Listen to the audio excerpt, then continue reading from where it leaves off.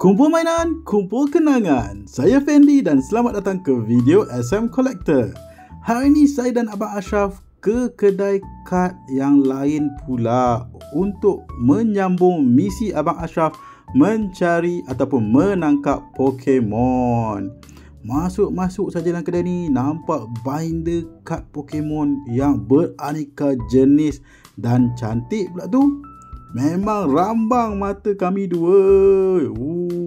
Ada yang small size, ada yang big size, bergantung kepada beberapa kad yang ingin kita masukkan.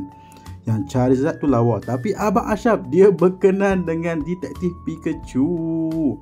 Tak apa, ala-ala dah sampai di situ, kami pun mencari satu kad Pokemon untuk kami unpack. Dan Abang Ashraf berkenan dengan pack Surging Sparks yang ada gambar Pikachu Telestro Crystal di situ.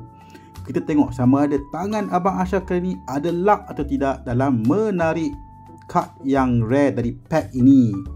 So, tanpa membuang masa, marilah kita unpack Surging Sparks. Gambar depan, saya tak ingat nama Pokemon ni sebab new generation sangat.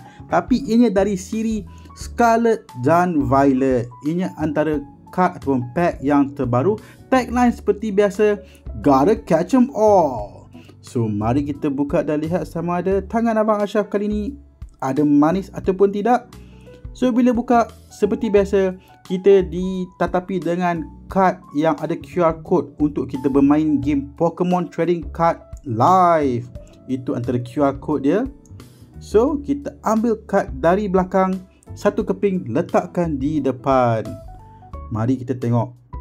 Kad pertama kita untuk siri Surging Sparks adalah Energy Card Basic Energy. Dia nampak macam ala-ala fighting, penumbuk kat situ. So, second card adalah Duraludon. HP 130, attack ada 2, satu confront 50 dan Duralu Beam sebanyak 130. Dahsyat dia punya attack power dia.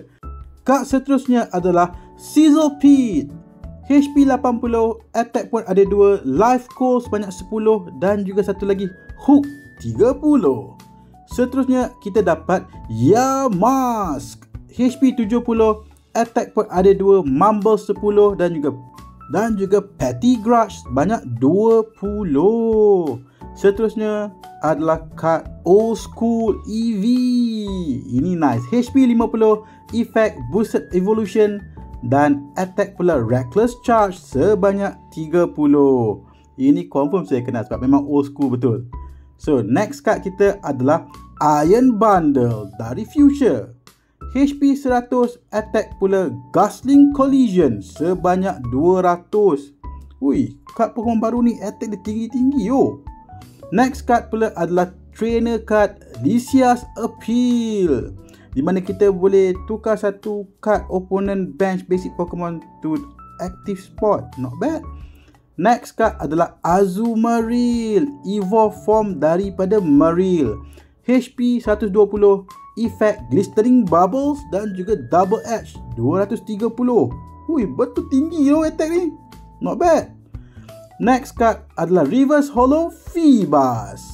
HP 30, attack adalah Leap Out. Ini ala-ala macam Magikarp lah ni. Dia punya evolve form mesti kuat. Next, Reverse Holo Trainer Card Cyrano. Reverse Holo dia not bad, siap ada gambar Pokeball. So, card rare kita adalah Gastrodon, an evolve form dari Shellos. HP 130, attack dan effect adalah Sticky Bind, attack Mud Shot sebanyak 80. Tinggi juga attack dia. Dan inilah kad-kad yang telah kita dapat dari pack Surging Sparks. So, sampai sini sajalah video kita kali ini.